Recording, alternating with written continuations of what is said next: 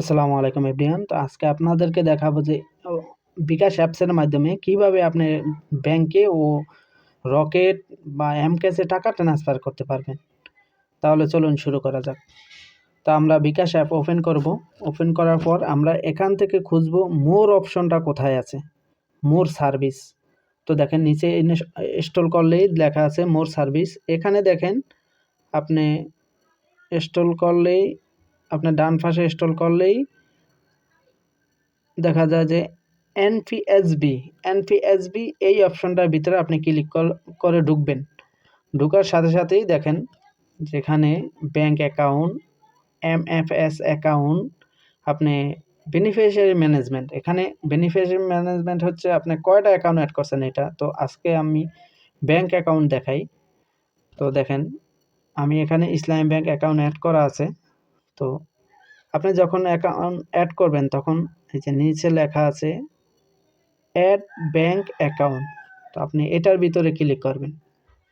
তো ক্লিক করার সাথে সাথে দেখেন এখানে বিভিন্ন ব্যাংকের নাম দেওয়া আছে। আপনার যে কোনো ব্যাংকে যদি অ্যাকাউন্ট থাকে ওই অ্যাকাউন্টটা আপনি এখানে অ্যাড করবেন।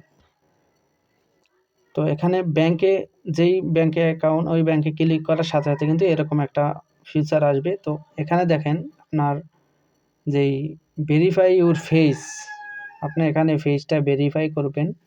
তো এখানে যেরকম উপরে কিন্তু লেখা আসে বিলিং এ ফিউ টাইম, যখন আপনি যে অবস্থায় ফিসটা রাখতে হবে ওরা কিন্তু এখানে একটা নির্দিষ্ট সিম্বল দিয়ে দেয়।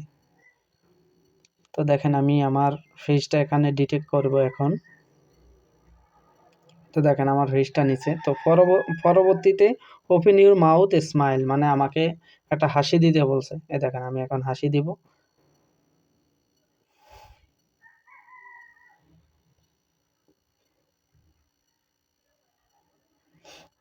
তো এরপরে আরেকটা অপশন আছে যে steel and look at camera, মানে আমার ফেসটা ক্যামেরা ধরে রাখতে বলছে, আমি ধরে রাখছি। তো এখন এখানে কমপ্লিট।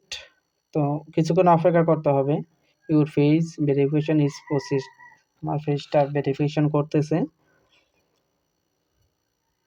তো দেখেন এখানে আপনি কি করবেন, নিচে প্রসেসড লেখা আছে ওখানে আপনি জয়েন করবেন, ক্লিক করবেন।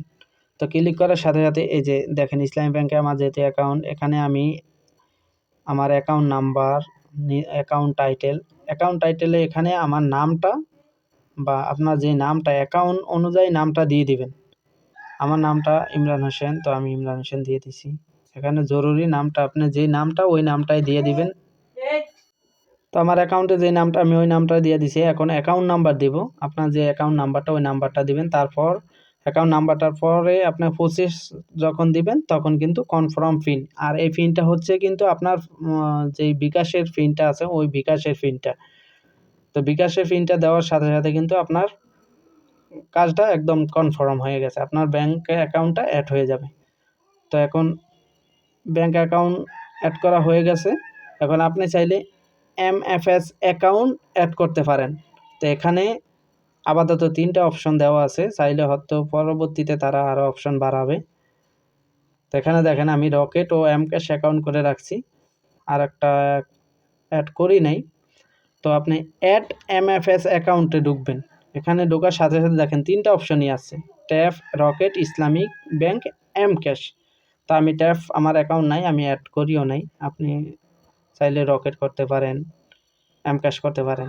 তো পরবর্তীতে হয়তো নগদ অন্য অন্য প্ল্যাটফর্ম আসবে।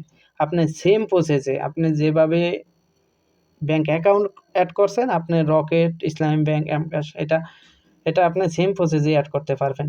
আপনি দেখেন এখানে স্টার্ট নাও ক্লিক করলেই আপনার ফেসটা ভেরিফিকেশন হবে। আপনার সেম প্রসেসই, শুধু ওখানে অ্যাকাউন্ট নাম্বার হবে আপনার নাম আর আপনার মোবাইল নাম্বার। তো এভাবেই আপনি বিকাশের মাধ্যমে টাকা যে কোনো প্ল্যাটফর্মে টাকা ট্রান্সফার করতে পারবেন, হোক সেটা ব্যাংক অ্যাকাউন্ট, হোক সেটা যে কোনো রকেট, বিকাশ ইত্যাদি ইত্যাদি। তো দেখেন আমার 3টা অ্যাকাউন্ট অ্যাড করা আছে, ইসলামী ব্যাংক, এমক্যাশ, রকেট। এখন আপনাদেরকে দেখাবো কিভাবে টাকা ট্রান্সফার করবেন। তো এখানে আপনি যে ব্যাংক অ্যাকাউন্ট আছে ব্যাংক অ্যাকাউন্টে ঢুকবেন, বা যেই আপনার রকেট বা এমক্যাশ আছে, এমক্যাশে ক্লিক করবেন।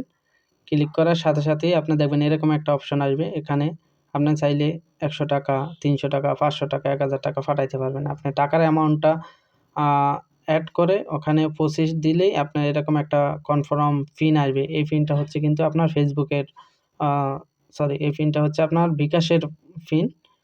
তো এই পিনটা দেওয়ার সাথে সাথে কিন্তু টাকাটা চলে যাবে। আসলে অনেকে সাথে সাথে যায় না, তাই ঘাবড়ায় যায়। আসলে ঘাবড়ানোর কোনো কারণ নেই। আপনার যদি নাম ও অ্যাকাউন্ট নাম্বার ঠিক থাকে তাহলে আপনার টাকাটা অতি শীঘ্রই চলে যাবে। অনেক সময় দেখা যাচ্ছে যে নেটের কারণে বা কোনো ত্রুটি থাকার কারণে হয়তোবা লেট হতে পারে। কিন্তু আপনার এখানে টাকার কোনো মাইর খাওয়ার কোনো ভয় নাই। তো এখানে অতি দ্রুত টাকা চলে যায়। হয়তোবা অনেক সময় ১ ঘন্টা লাগে, অনেক সময় ২৪ ঘন্টা বা অনেক সময় ১০ মিনিটের মধ্যে টাকা চলে যায়।